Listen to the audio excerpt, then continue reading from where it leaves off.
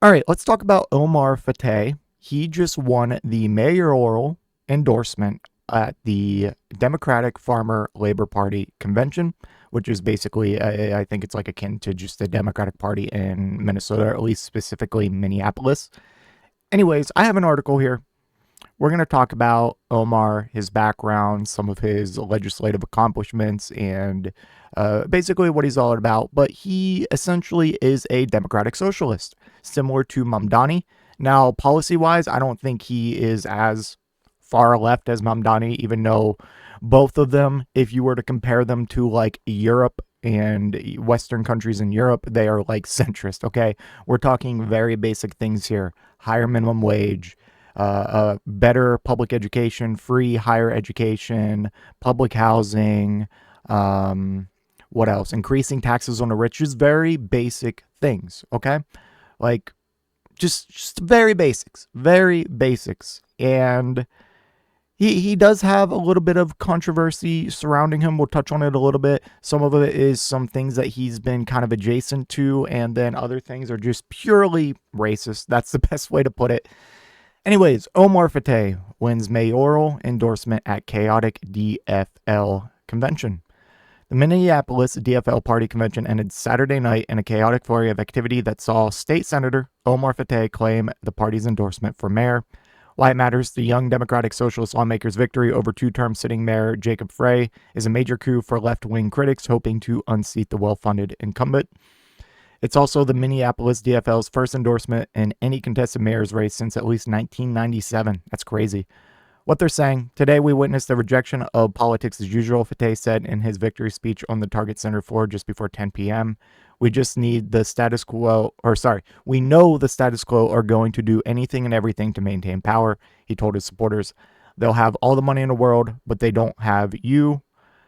Friction point: the result came after Frey's supporters abandoned the arena around 9 p.m., with campaign officials alleging the party's online delegate voting system had completely broken down. Minneapolis DFL Party official Brianna Rose Lee disputed those claims, telling Axios that the system worked, but was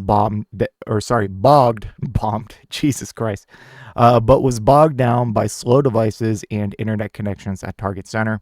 Frey's campaign intends to appeal with the state-level DFL party, a spokesperson told Axios. After delegates took the first mayoral endorsement vote on their smartphones at around 5 p.m., party officials took nearly 2 hours to tabulate and report results.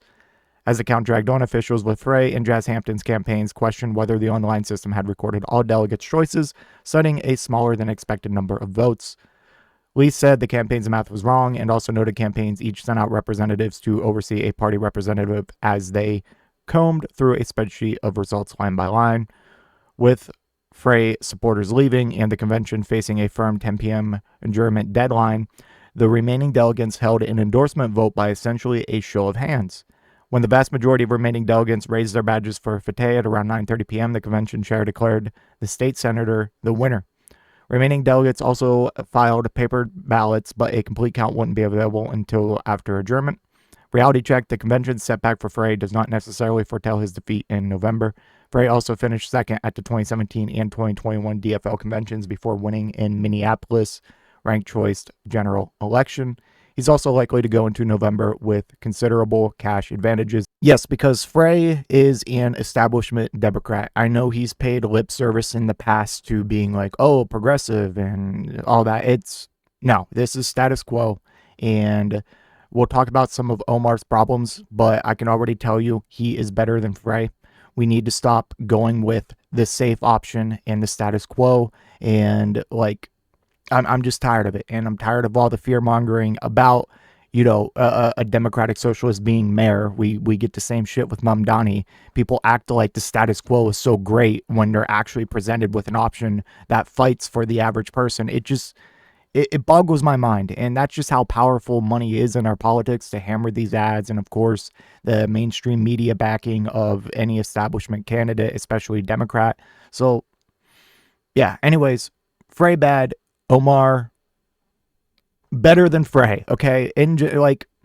He is a flawed democratic socialist, okay? We'll talk about that in a second. Anyways, The other side, the election should be decided by the entire city rather than a small group of people who became delegates, particularly in light of the extremely flawed and irregular conduct of this convention.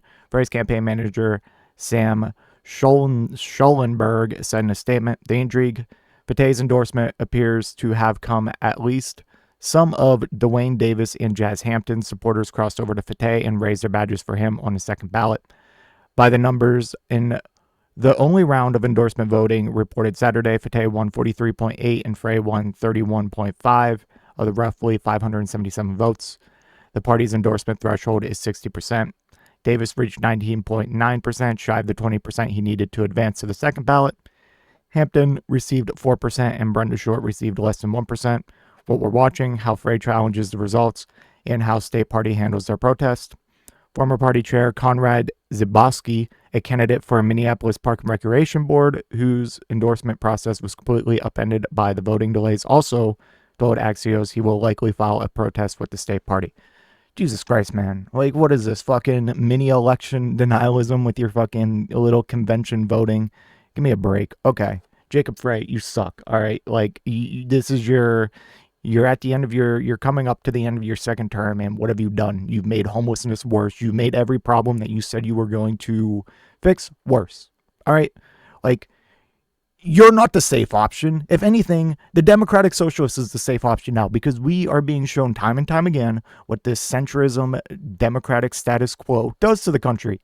It pushes them to the extreme far right, like, Donald Trump voters. Okay. Like, if you're giving people the option between Republican and Republican light, they are going to choose the Republican. And just this whole thing I'm reading just already seems ridiculous for Frey, and it's not a good look for him. Not a good look. And he didn't even win the last two endorsements. So, like, what's his fucking deal? Okay, so let's talk about a little bit of Omar Fateh's background. So I've seen his TikToks online, and I've seen some, like, just any kind of discussion I've seen about him that isn't in the more liberal places on Reddit is just pure racism. Okay, like, they think that he's gonna bring Somalia fucking he's basically gonna make Minneapolis Somalia, and fucking bring what's it called, Mogadishu into Minneapolis. It's so dumb. It's just straight up racism. They think this guy was straight up like a Somali plant into our country. So let's dispel that notion real quick. Fateh was born in Washington, D.C. to immigrant parents from Somalia.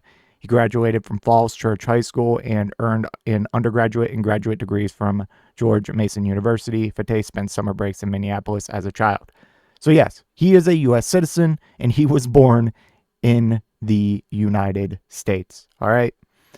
Let's talk about some of his just legislative doings while he's still a state senator. Fateh's higher education bill included tuition-free public colleges and universities and tribal colleges for students from families whose income is less than $80,000 a year. It also included an increase to hunger-free campus grants, emergency assistance grants. So that's one thing. I'm not sure if that went through or not. Fateh was the chief Senate author of a bill to provide minimum wages and worker protections for drivers for rideshare companies such as Uber and Lyft. The Minnesota Uber and Lyft Drivers Association, MULDA, supported the bill. It had bipartisan support and passed the House and Senate, but was vetoed by Governor Tim Walz. That shocked me when I read it, and I think, like, Tim Walz's excuse for it was kind of like, it was almost something you'd expect from, like, an establishment type Democrat, not Tim Walz. He basically said, like, this is going to make Uber and Lyft, all of that more expensive, and it's going to push them out. It was just very kind of uncharacter for Tim Walz. Anyways, so that veto sparked outrage from MULDA drivers, union groups, and progressive activists nationwide. I can't believe, like, I haven't heard about this, but that's crazy. Anyways, in 2022, Fateh returned $11,000 in campaign donations from people tied to the nonprofit Feeding Our Future after the federal government began an investigation into fraud related to school nutrition assistance programs. So this is kind of where some of the controversy starts. I encourage you to go look at it because I'm not really going to go into it. But it sounded like he was kind of like a pawn in getting these grants or like some kind of subsidies for this, I guess, fraudulent organization that I think he had like, I think someone in his family was like running or a part of, and they were implicated in a huge fraud case. Fateh himself was never actually charged or like a part of it, but he was like kind of adjacent to it, if that makes sense. Like, I wouldn't say his hands are clean, but from a legal point of view, they are. But it's not a good look, okay? And if anyone knows more about that in the comments, feel free to elaborate. Anyways, also in 2022, Fateh faced a state Senate ethics investigation for failing to disclose $1,000 his campaign paid to Somali TV Minnesota, which he corrected once he was made aware of the mistake. A second complaint was related to the perjury conviction of Muse Muhammad, Fateh's brother-in-law and a volunteer on his 2020 campaign. A federal jury convicted Muse May of lying to a federal grand jury about his handling of 3 absentee ballots for Fateh's campaign. The Republican-led ethics committee unanimously dismissed all the allegations against Fateh, except for the undisclosed advertising expense, which was deemed outside the ethics committee's scope and referred to the campaign finance board. So a board full of Republicans basically dropped everything. Am I reading that right? So, this was the only 2 things, and honestly, okay, this might be just an unprincipled argument from my part, but like, Jesus Christ, man, this is some light shit compared to probably what fucking Jacob Frey's got going on, and just the absolute corruption by every other establishment Democrat. Now, do I like to see stuff like this? No. But honestly, unless I'm completely ignorant or misreading this isn't a deal breaker.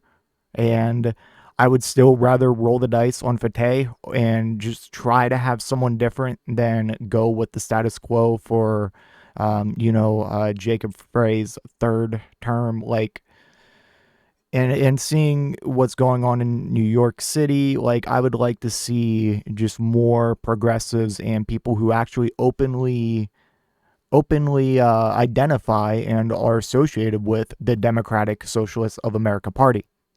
And so, yeah, as far as I know, I think this is definitely the preferable candidate.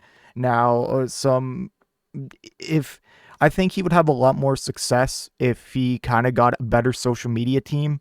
Like, from what I've seen on his TikToks and just like around, he's not very charismatic. I'll just say it. He's not the most charismatic guy. All right, he's no Mamdani, and somehow he's still a state senator, and he just got endorsed by the DFL for the mayoral election, and he has at least built some sort of following in base.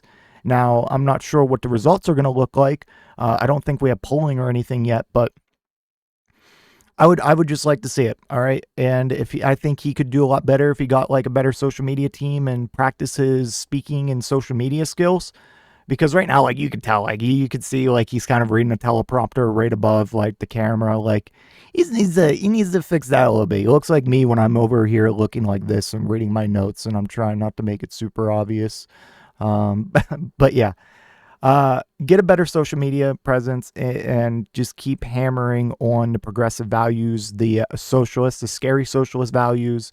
And I think he could have a solid shot, because I don't think Jacob Frey is very popular. So it'll be interesting. Let me know what you think in the comment section down below, and I will see you in the next one. If you made it to this point in the video, I just want to give a special thank you. If you enjoyed it, please hit that like button down below, and if you really enjoyed it, maybe consider hitting that subscribe button while you're down there. I want to hear your thoughts in the comment section. I will try to reply to any and all comments that I can. Until next time, watch that video on screen.